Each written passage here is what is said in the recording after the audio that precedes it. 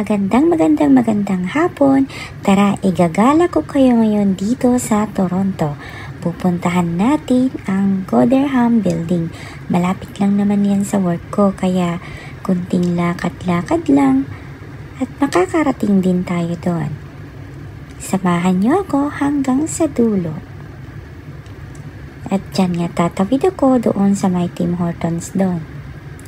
Napakaganda pala dito. Dati kasi sa YouTube ko lang to napapanood. Pero tingnan mo nga naman. Ang panahon talaga. Oo. Ayan. Malapit na talaga ako dyan. Dito muna ako tumambay sa my fountain. Kakaiba yung fountain nila dito. Kasi puro mga aso. Napakaganda nga naman. At ayan na nga, ipapakita ko na sa inyo ang Gotherham Building dito sa Toronto.